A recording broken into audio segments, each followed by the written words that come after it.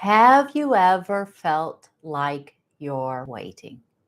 Have you ever felt like you are stuck? Have you ever felt like there is something on your heart that feels big and huge? And even though you may not have complete clarity around what it is, you feel like you're waiting for somebody to recognize your potential, or waiting for the perfect opportunity, or waiting for permission to step into your calling, into what you've been called to do. Well, here's the truth: no one is coming to pick you, and that's a good thing. Because the moment you stop waiting to be chosen and you just decide to volunteer, to choose yourself, to step into your own calling, everything is going to change.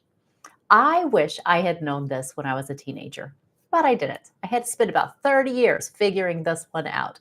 But I wanted to share it with you today. And this message is so important that this is the second time I'm delivering it to you, because I had internet troubles the first time.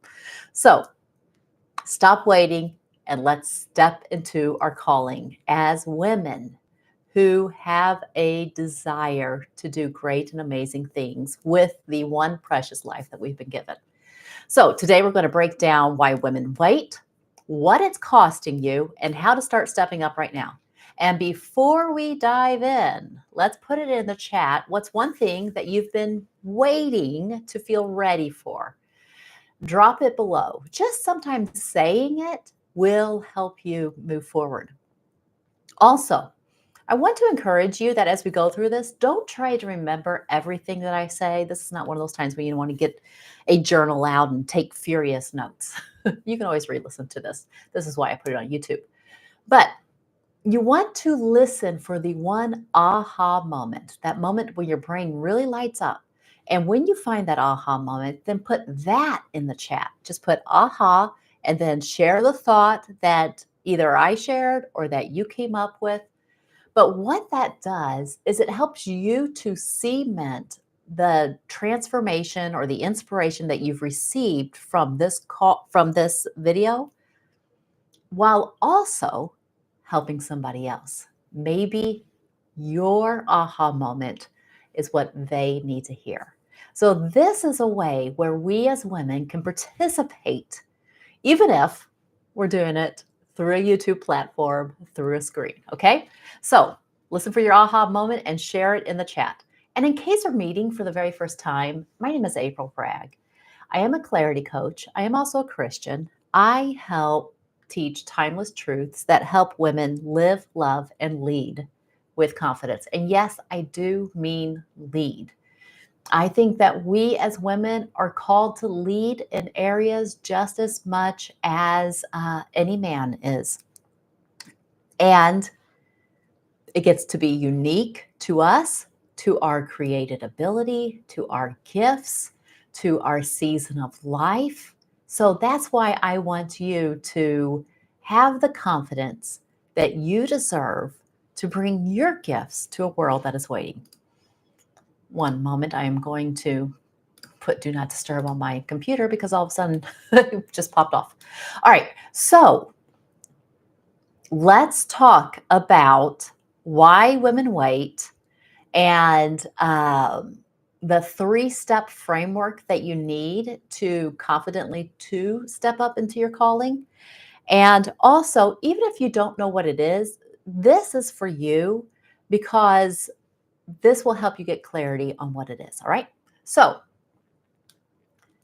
three-step framework to stop waiting and start leading. So let's first of all, let's talk about the three reasons why women wait and why they shouldn't. This is one of the reasons, three reasons why I was waiting and why I shouldn't. So first of all, there was sometimes we're conditioned to be good girls, as in we're conditioned to be quiet, to patiently wait, to be passive receivers in a way. And so that means that we wait for somebody to ask us to do something. And sometimes that happens, but sometimes when you feel called, that means that you don't need to wait. You don't need to, this calling is being given to you. If you're feeling pulled in a direction, I want you to explore that, not wait for somebody else. So it's not, uh, I'm just going to move on to the next one because I keep on rolling into the next point anyway. We keep on believing that we need permission. That's reason number 2. We hold ourselves back because we think we need permission, as in we need somebody else to recognize what's in our heart. I know that for me, I did this.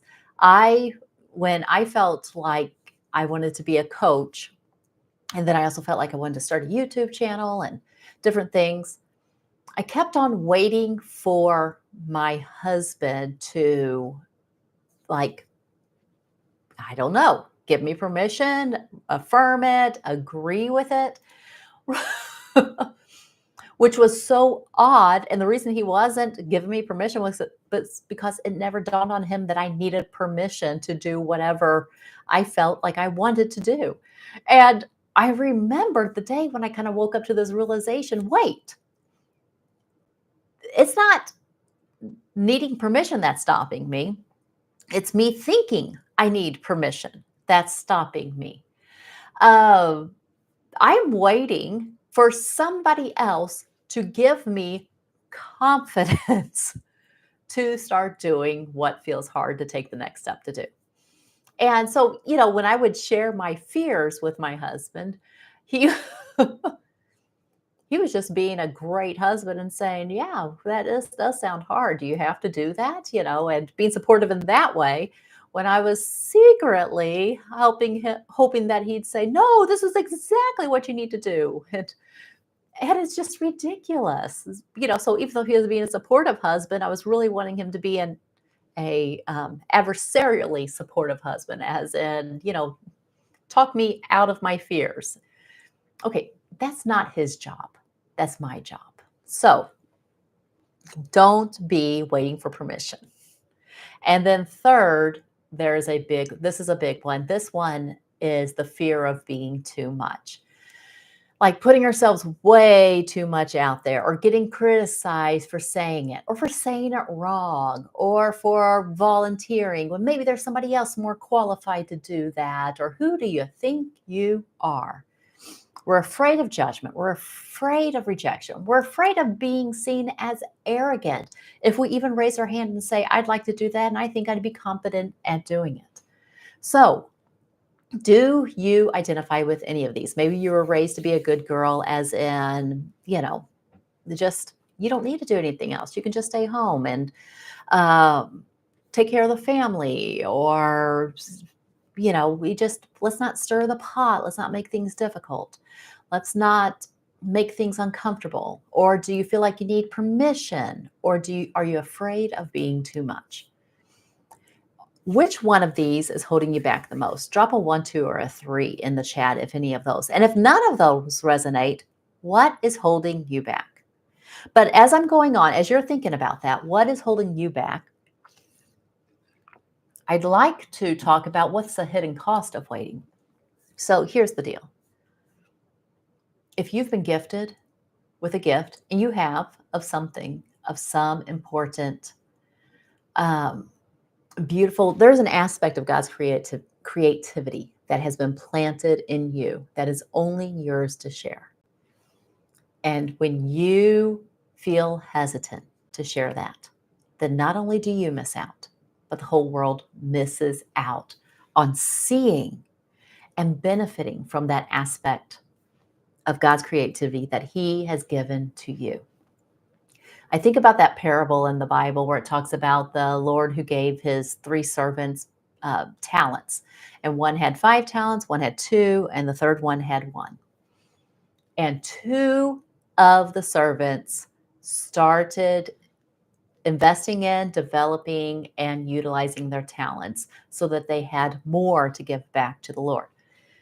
And the third one just buried it for multiple reasons. One was he had a terrible relationship with his Lord. It talks about that in there. But maybe he also felt like he just wasn't the person to be able to do this. He was afraid to mess up.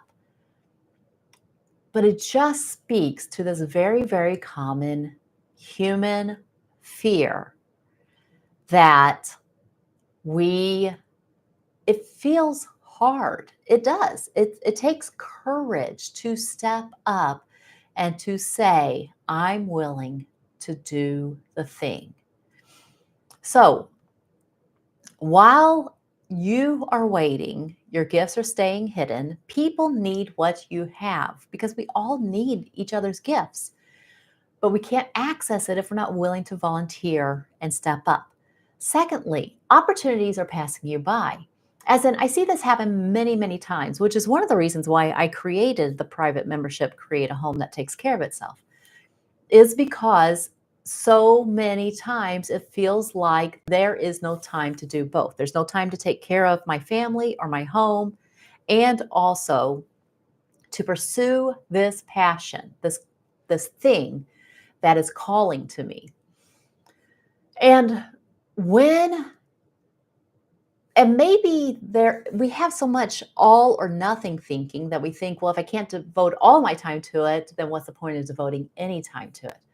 But that's not the way that we should think about it. What we should be looking at is, even if my life is quite full this season with these aspects, maybe it's taking care of an aged parent, maybe it's taking care of the home, maybe it's a certain situation, maybe it's a health thing. But even yet, how can I still make opportunity to develop the skills and and create the time to begin pursuing this other thing? So, and I'm going to talk about the framework is going to really help you with this, but that was one of the reasons that motivated me to create this my membership for women, because as we learn the skills of creating a home that takes care of itself, creating a home that feels like a sanctuary rather than a stress zone, then we experience an abundance of time that we can then give to things that bring us joy or bring value to the world, or we can step more boldly, or we can do more without burnout. So even if this doesn't seem like it's the perfect time, it's still the time to take advantage of learning skills, doing the small things that we can. And then the third and hidden cost of waiting. See, because when we're waiting, opportunities are just passing us by. And this might be a time when you can't take full advantage of the opportunity, but you can take advantage of building the skills. I did not realize that when I was spending the time learning how to create a home that takes care of itself, and when I was spending the time homeschooling my kids until I taught them how to homeschool themselves, that I was learning valuable skills in the process that then helped me become a coach and become an entrepreneur and create my own business, and then help other women create businesses that practically run themselves. So it all works together in this beautiful picture, but we just don't know how that beautiful picture is forming on this side of it. It takes that looking back to see how it's all coming together. So don't be waiting. Opportunities are passing you by. Okay. And then the third thing is, we know that we've been waiting, and we know that we've been waiting way, way, way too long when we start to feel resentful. Now, many times when we get to this stage, we want to deny that the resentment is there. I think that a better path to take is to acknowledge that we are feeling resentful, because resentful is simply a signal that an important aspect of our life is being ignored. So don't shame yourself for feeling resentful. Just simply acknowledge it. I believe that God give us these emotions on purpose as powerful signals that'll give us greater insight into what's going on in our life.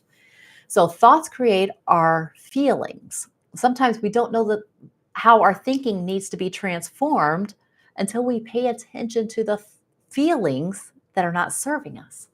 So Are you feeling resentful? That's probably telling you that you have been waiting for far too long. So stop. Don't try to pretend that you're not feeling resentful.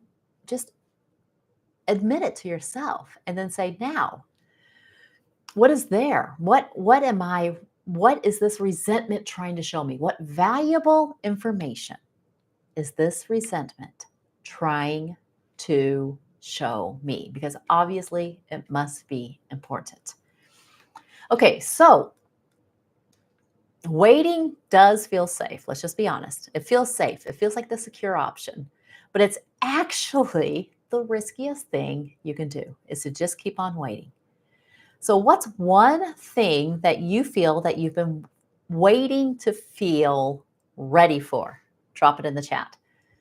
By the way, I'm just going to let you know that the feeling of readiness does not come before the willingness to do the thing. If ready or not, here I come. I love that. That's what we would always say when we were playing hide and seek. We do the countdown and we say, ready or not, here I come. And that is why this 3-step framework is going to help you stop waiting and step into your calling. Because it's not dependent upon us feeling ready. That is actually not. We want to be willing even before we're ready sometimes. All right, 1 second, I need a drink. All right, so now let me share with you the 3-step framework to step into your calling. Now, these 3 steps are not sequential, as in you don't have to do step 1, then step 2, then step 3. These are 3 things that you need in order to stop waiting and start leading today. They're actually 3 qualities. And they also kind of help you figure out where you're stuck, like which one do I actually need? So I'm going to give them to you and then we're going to dive in. You need clarity to own your calling. You need the commitment to take action like you're meant to do this. And then you need the courage to take the first step. So let's break these down one by one. You do not need permission to step into what you already feel called to do. One way of developing clarity in this is to ask yourself, what do people already come to me for that I enjoy helping them with? People might come to you for babysitting all the time. And maybe you're like, well, do you enjoy doing that?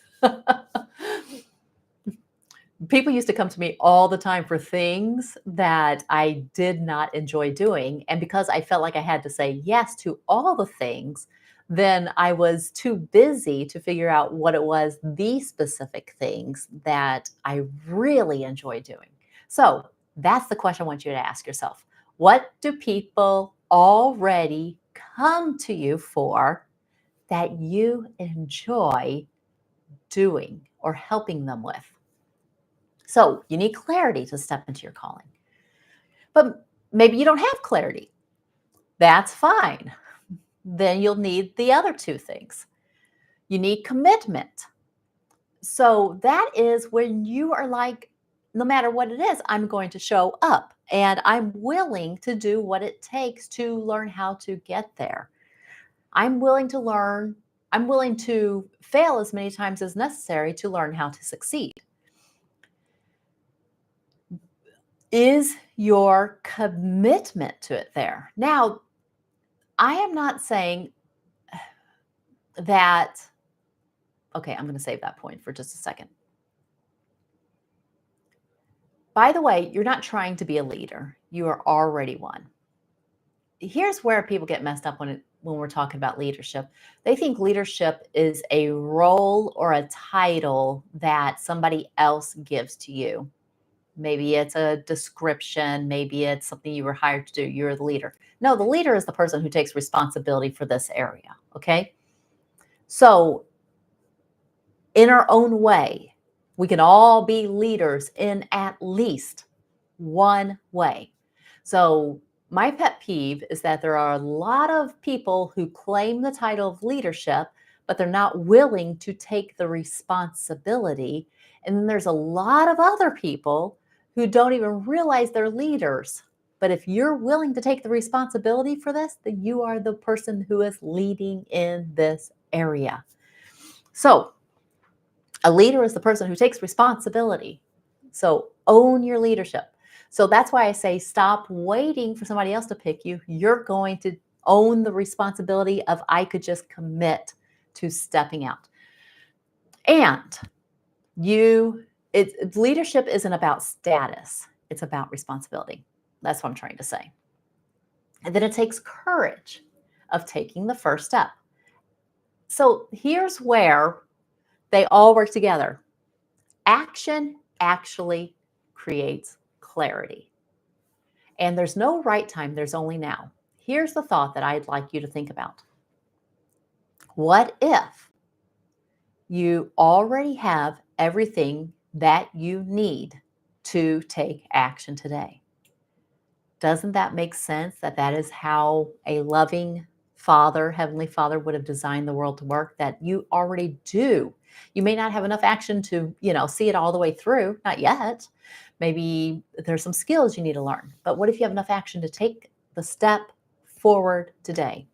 So perhaps you're wondering how this all works out. So there's the woman who doesn't have clarity of exactly what it is that she's wanting to do. And then there's another class of women, and that is the one that I think it's this, but what if I'm wrong?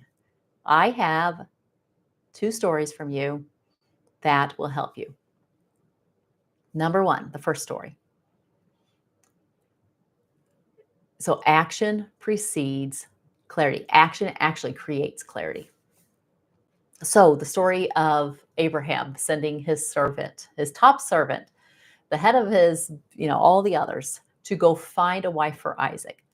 This is a job that I would not have wanted to have, because just imagine years down the road, Isaac's like, I'm having a fight in my marriage. It's all this guy's fault because he picked my wife.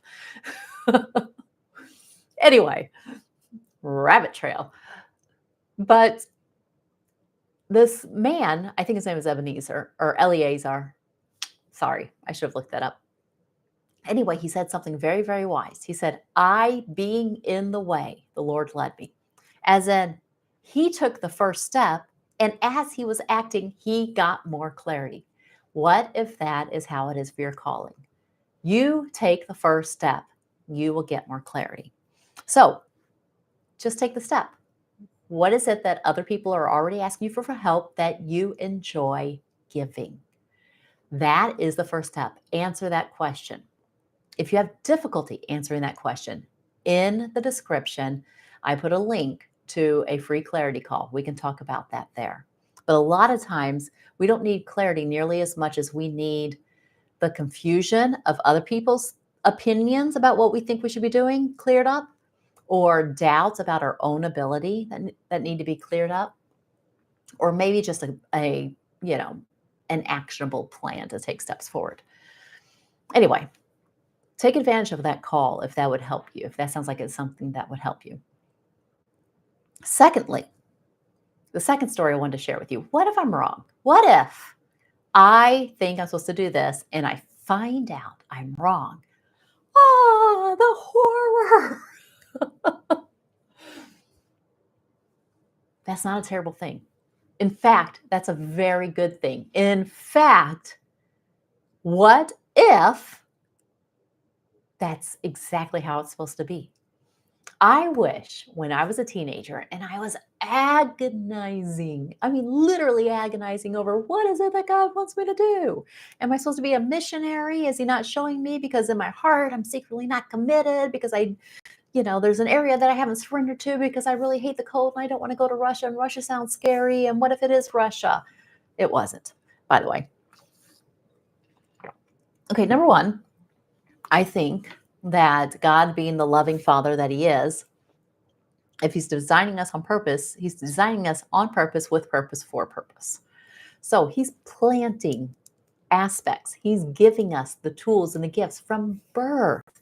and the things that only we can uniquely take advantage of to bring um, our gifts to the world, to display the aspect of his creativity that he planted in our hearts and give it to the world.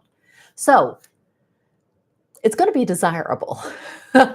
It's going to be something that there is, now there might be parts of it that don't feel desirable. Like I remember when I realized I want to be a coach, and then it came to getting the message out there and signing clients, I'm like, oh, like I might need to learn how to do videos online. And that sounds terrible. And I might need to learn how to figure out technology. And that sounds terrible. I'm not saying that you're going to love every aspect of it. None of us do. But I'm saying that there's going to be a resonance between you and your calling. That is a beautiful, beautiful thing. So, but here's the deal. Say you volunteer and you're completely wrong. That's okay. So this happened to King David. King David, after he had finished most of his life, um, he was sitting there one day. He's like, I want to do something great for God. I want to build him a temple. Yay! What a beautiful idea. What a noble calling. Yes. Everybody should join in. Give to the building fund. Sounds very, very noble, right? And God sent Nathan the prophet to say, whoa, whoa, Nellie, that is not for you. That is actually for your son. Now, he did not scold David for that desire, not one bit. He just said, this is not for you. And then David said, oh, okay. And he immediately pivoted to, well, then I will start collecting supplies to help him do it. This is a beautiful, beautiful thing. David thought he was supposed to do one thing, and in the doing of it, God gave him more clarity, redirected him, said, nope, absolutely not. That's not what you're supposed to do. And David said, okay, well, then I'll help them this way. Completely fine. Even if you're wrong, you are going to gain more clarity. Okay. It's not a bad thing to be wrong. It really is not. I wish somebody had told me that. Even if you're wrong, you're going to gain skills. You're going to gain valuable wisdom. You're going to be closer to the answer than you were before you took a stab at it. Okay? So that's why I'm saying stop waiting, step into your calling. So let me ask you this. Which one do you need to focus on right now? Do you need to focus on the clarity, the commitment, or the courage? Which one feels like you need more of, or which one is lacking and it would help you? So put that in the chat. I would love to hear. But as we're closing up, I want you to remember you do not need to be picked. You can pick yourself. Okay? In picking yourself, in volunteering, in raising your hand, in being bold like that, if you feel called, that's the confirmation you're looking for. And in the doing, you will receive more direction. All right, now if this hits home for you, then type I'm ready in the chat. Who else is ready to step into your calling? And if you found this valuable, thank you for subscribing and for participating in the chat. That helps get this out to more people. If you know somebody who needs it, feel free to share it with them. But I really do appreciate that you take the time to subscribe, to share in the comments your experience or what's coming up for you. That makes it feel like it is a conversation between us, even though there's a screen between us. We can still have this wonderful, we can still be women, iron sharpening iron, even merely through using technology in the chat. So what was your aha moment? Do you need clarity? Do you need commitment? Or do you need courage? And if you need one of those and you'd like to speak to somebody about it, then go to the description and book a clarity call. But one final question. What's one thing you've been waiting to feel ready for? Drop it down below in the comments and let's step into it together. All right? All right. I'll talk to you next week. Bye-bye.